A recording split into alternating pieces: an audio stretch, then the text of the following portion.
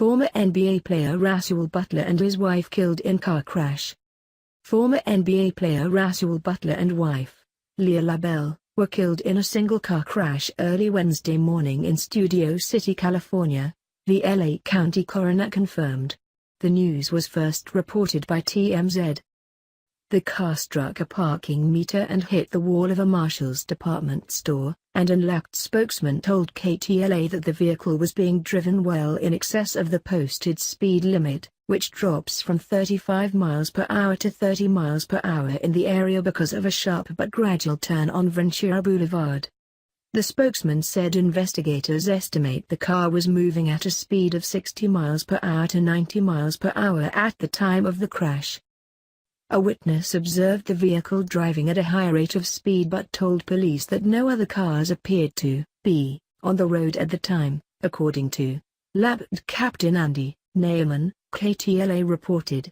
Based on the witness account, investigators do not believe the SUV was involved in an illegal street race, the station reported, citing Neiman. It is not yet clear who was driving the vehicle.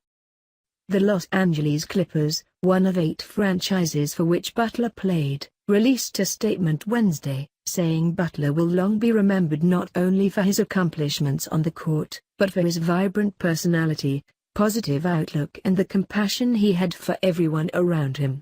The Miami Heat, another of his former teams, issued a statement offering our sincere condolences, thoughts and prayers to the couple's family and friends. The Washington Wizards, with whom Butler spent a season late in his career, called him a great teammate, a positive member of the community and a consummate professional who will be missed throughout the entire NBA family. He's a wonderful person, Wizards forward Otto Porter Jr. said Wednesday evening. Always in a positive mood, giving advice, true professional on and off the court. I had a chance to spend some time with him off the court, him and his wife. It was a sad day today to hear that news. Prayers and condolences go to his family and her family, too. A standout at La Salle, where he averaged 19.3 points per game over his 4-year college career, Butler was drafted with the 53rd overall pick by the Miami Heat in 2002. He carved out a solid 13-season NBA career as a reserve spot-up shooter for 8 teams, averaging 7.5 points and 2.4 rebounds per game. Butler's dedication to his career was perhaps best exemplified in January 2013, when at 33 years old he joined the NBA D-League's Tulsa 66ers after being cut by the Toronto Raptors, eventually earning that league's Impact Player of the Year award as its most valuable mid-season acquisition. Butler earned an NBA job the next season and played 3 more years, one with the Wizards in Washington, before finishing his career with the San Antonio Spurs in 2015-16. He credited his time away from the NBA for personal growth, telling the Washington Post that he got in touch with his religion, worked on his diet and spent hours every day lifting weights and on shooting and ball handling drills when he was out of the league. I was able to learn a lot about myself during that time, Butler said. I knew I had something more to give to this game. I kept going to work out, wanting to have another opportunity, but also telling myself that when the opportunity would come, I would be prepared for it. By the time he earned a roster spot with the Spurs the following season, Butler was one of the oldest players in the NBA. It's a fire that burns inside of you, Butler told that team's website during his final season. My goal is to be empty when I leave the game.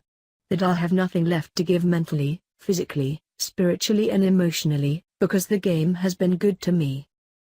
LaBelle, 31, appeared on American Idol as a teenager in 2004, finishing in 12th place during the show's 3rd season.